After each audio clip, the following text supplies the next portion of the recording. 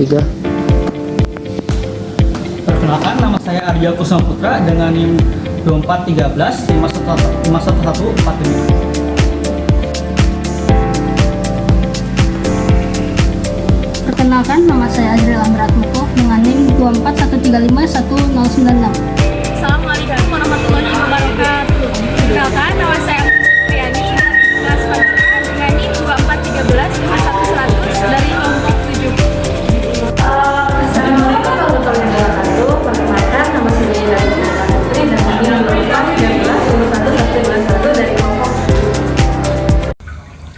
Langsung saja kita ke materinya. Materinya yaitu konfigurasi mikrotik. Sebelum kita melakukan konfigurasi, yang perlu kita lakukan yaitu basic config. Yang pertama dilakukan basic config yaitu sistem user dan sistem identity. Sistem user dan sistem identity berfungsi untuk menjaga keamanan dan mempermudah router. Sedangkan identity berfungsi sebagai identitas atau nama router agar tidak tertukar. Langkah-langkahnya yaitu buat sistem user, klik login ke Windows, klik sistem, cari user, klik tanda tambah, klik user number dan password, klik reply, klik OK.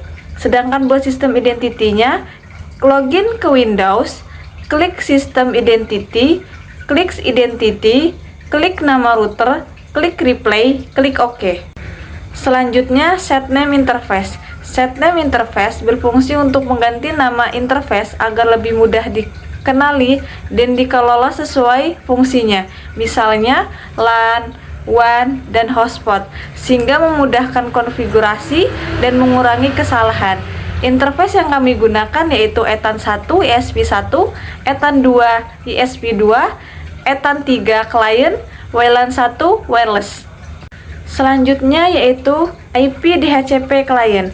IP DHCP client berfungsi untuk mendapatkan alamat IP, gateway, dan DNS secara otomatis dari DHCP server, sehingga konfigurasi jaringan lebih mudah dan cepat tanpa mengatur IP manual. Langkah-langkahnya yaitu klik IP, cari DHCP client, klik tanda tambah atau new, pilih interface ESP main, tunggu pastikan status menjadi bloat, klik replay, klik OK. Selanjutnya yaitu IP address. Fungsi dari IP address adalah sebagai alamat identitas perangkat dalam jaringan yang digunakan untuk mengenali, menghubungkan, dan mengirim data antar perangkat agar komunikasi jaringan dapat berjalan dengan benar. Langkah-langkahnya yaitu klik IP, cari IP address, klik tanda tambah atau new, isi address yaitu 192.168.254 atau 24. Klik interface, pastikan status full, klik replay, klik OK. Selanjutnya yaitu DNS. Fungsi DNS adalah untuk menerjemahkan nama domain, misalnya google.com, menjadi alamat IP, sehingga perangkat dapat mengakses website dan layanan jaringan. Langkah-langkahnya, klik IP, cari DNS, centang allow remote request, klik replay, klik OK. Selanjutnya yaitu IP VPN. IP VPN berfungsi untuk mengubah alamat IP network address transmission sehingga jaringan lokal dapat mengakses internet menggunakan satu IP publik sekaligus menyembunyikan IP lokal demi keamanan. Langkah-langkahnya yaitu klik IP VPN, klik tanda tambah atau new, chain-nya yaitu sign-not, out interface-nya yaitu ESP main, action-nya MySQL, klik reply, klik OK. Selanjutnya yaitu tes koneksi. Fungsi dari tes koneksi adalah untuk memastikan koneksi jaringan atau internet berjalan dengan normal dengan cara mengecek apakah router dapat terhubung ke perangkat lain atau ke internet serta mendeteksikan masalah jaringan. Langkah-langkahnya, klik new terminal, ketik ping 8.8.8.8, pastikan status reply. Kalau status sudah reply berarti koneksi jaringan berhasil. Pada saat ini saya akan membahas tentang manajemen bandwidth menggunakan fitur Simple Theory pada mikrotik. Manajemen bandwidth adalah proses mengatur dan pembatasan kecepatan internet agar pengguna jaringan dapat berjalan secara adil dan stabil.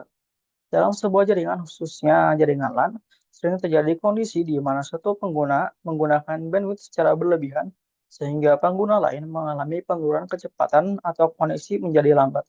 Untuk mengatasi masalah tersebut, Mikrotik menyediakan fitur Simple Query. Simple Query merupakan metode yang paling sederhana dan mudah digunakan untuk membatasi kecepatan upload dan download pada user atau jaringan tertentu. Untuk menggunakan Simple Query, dengan menggunakan Simple Query, administrator jaringan dapat mengatur batas maksimal kecepatan internet, mencegah satu klien menguasai seluruh bandwidth, menjaga kualitas dan kestabilan koneksi internet. Pada tampilan yang terlihat di layar, kita berada di menu Simple Query. Di dalam menu ini terdapat beberapa parameter penting, antara lain name yang digunakan untuk memberi nama pada row atau konfigurasi, target yaitu IP address atau jaringan yang akan dikenakan pembatasan, max limit yang digunakan untuk menentukan batas maksimal kecepatan upload dan download. Melalui pengaturan ini, bandwidth dapat dikontrol berdasarkan IP tertentu, baik IP jaringan LAN maupun IP klien secara individual.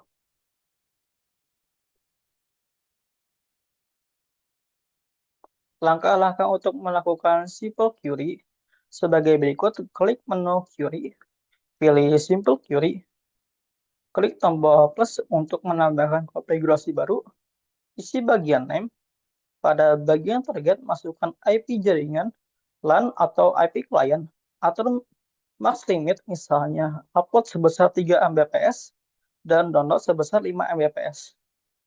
Setelah semua parameter diisi dengan benar, klik OK. Setelah konfigurasi diterapkan, klien atau jaringan tersebut tidak akan dapat menggunakan bandwidth melebihi batas yang telah ditentukan, meskipun jaringan sedang tidak penuh.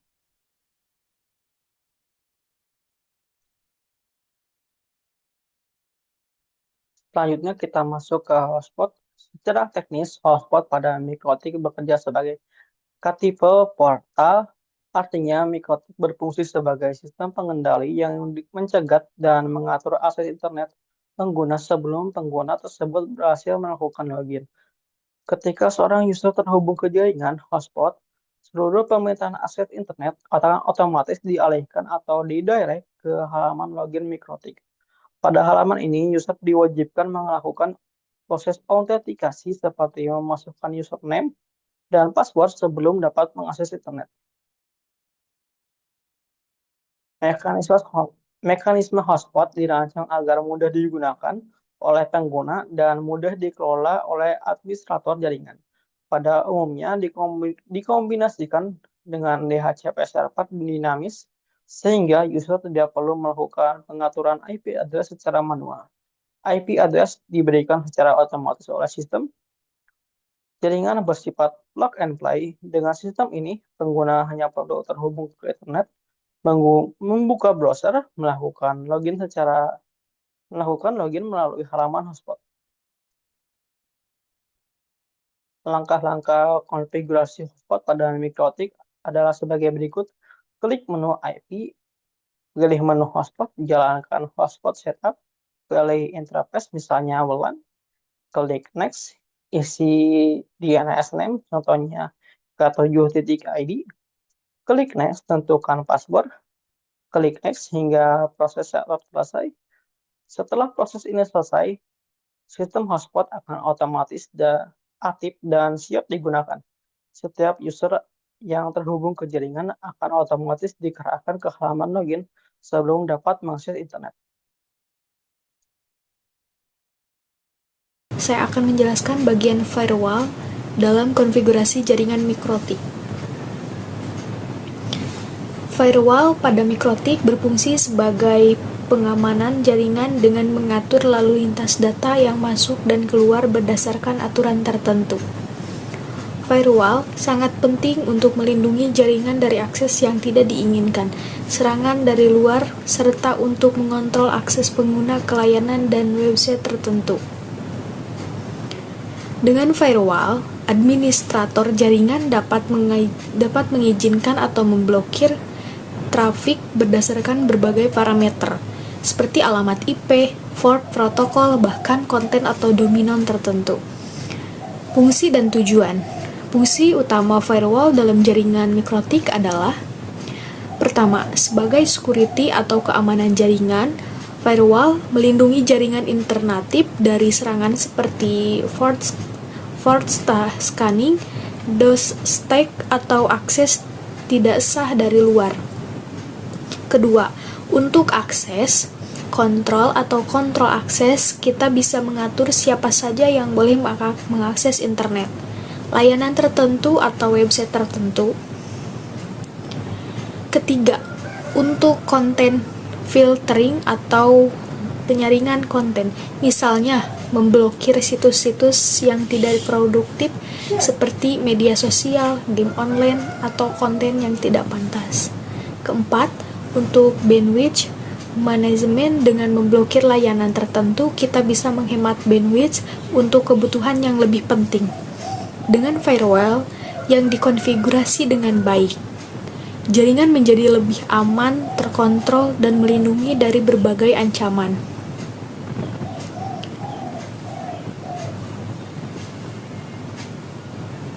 Cara kerja firewall. Firewall mikrotik bekerja dengan sistem chain atau rantai. Chain adalah titik di mana paket data diperiksa. Ada 3 chain utama. Pertama, chain input untuk travel yang menuju router itu sendiri. Kedua, chain output untuk traffic yang keluar dari router. Ketiga, dan chain forward untuk traffic yang melewati router dari jaringan lokal ke internet atau sebaliknya. Chain forward ini yang paling sering digunakan untuk memblokir akses klien ke website atau layanan tertentu. Setiap paket data yang melewati chain akan diperiksa berdasarkan rule yang akan kita buat. Kemudian dilakukan action seperti accept atau mengizinkan, untuk drop, untuk memblokir. Sekarang saya akan menjelaskan langkah-langkah konfigurasi firewall untuk memblokir akses ke website tertentu. Langkah pertama, masuk ke IP kemudian firewall, lalu klik tab filter rules. Langkah kedua, klik tanda plus untuk membuat rule baru. Langkah ketiga, pada tab general, pilih chain forward. Forward dipilih karena kita ingin memfilter traffic dari klien yang melewati router menuju internet. Langkah keempat, isi source address dengan jaringan yang ingin kita filter, misalnya 192.168.100.10/24 untuk jaringan lokal. Langkah kelima, pada tab Advanced, kita bisa menambahkan filter berdasarkan konten atau konten, misalkan isi konten dengan nama domain yang ingin diblokir, seperti Facebook.com atau YouTube.com. Langkah keenam, masuk ke tab Action, pilih Action Drop. Drop artinya paket akan langsung dibuang tanpa pemberitahuan ke user. Langkah ketujuh, klik Apply, kemudian OK. Rule firewall sudah aktif dan website yang kita blokir tidak bisa diakses lagi dari jaringan lokal.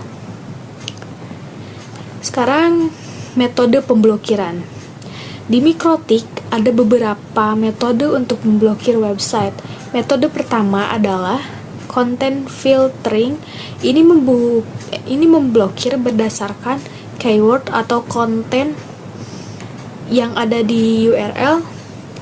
Caranya dengan menambahkan protokol 6 yang merupakan TCP Kemudian di tab Advanced isi konten dengan URL yang ingin diblokir.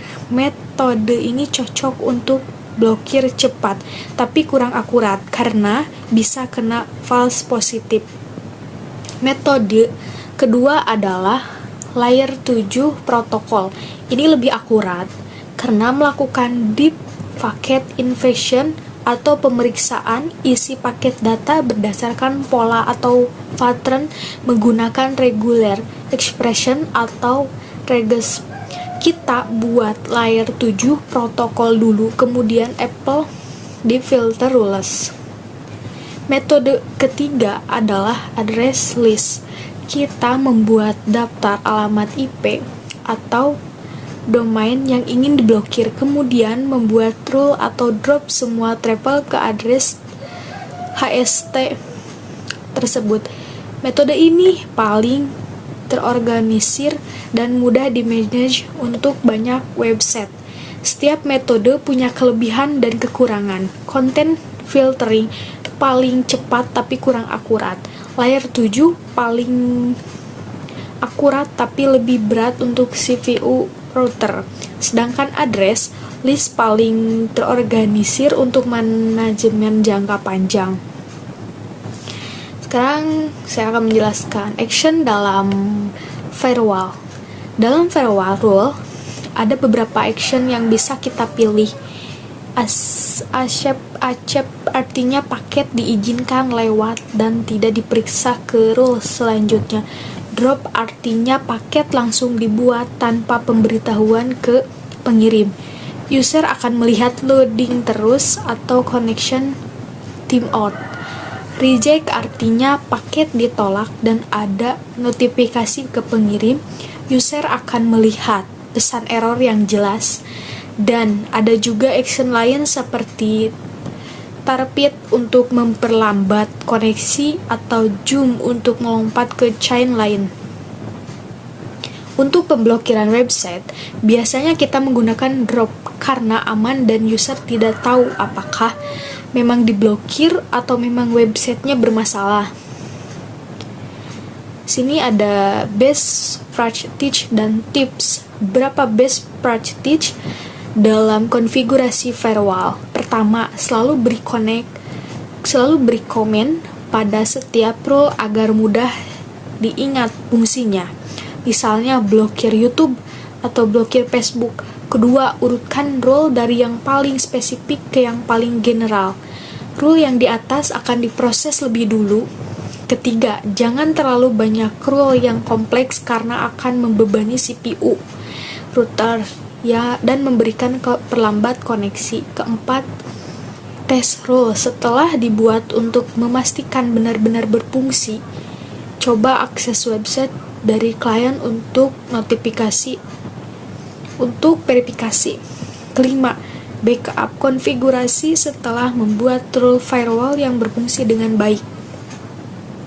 Dan keenam, dokumentasikan semua rule yang dibuat agar tim lain atau kita sendiri di masa depan bisa memahami konfigurasi yang sudah ada. Terakhir ada troubleshooting. Jika firewall tidak berfungsi dengan baik, beberapa hal yang perlu dicek. Pertama, pastikan chain yang dipilih sudah benar. Untuk blokir klien ke internet, gunakan chain forward. Kedua, cek urutan rule yang lebih permisif di atas bisa membuat rule blokir di bawahnya tidak berfungsi. Ketiga, pastikan source address sudah benar sesuai dengan jaringan klien. Keempat, untuk konten filtering, pastikan website menggunakan HTTP bukan HTTPS. Karena HTTPS terenkripsi sehingga konten tidak bisa dibaca. Kelima, gunakan tool torch di Mikrotik untuk melihat traffic secara real time dan debug apakah rule firewall benar-benar aktif. Jadi, dapat disimpulkan bahwa firewall adalah komponen keamanan yang sangat penting dalam jaringan Mikrotik. Dengan konfigurasi firewall yang tepat, kita dapat melindungi jaringan dari ancaman, mengontrol akses pengguna, dan memblokir konten yang tidak diinginkan. Baik, di Hal sini ini saya akan membuat menjelaskan jaringan menjadi failover lebih aman, pada terkontrol, Mikrotik. dan efisien.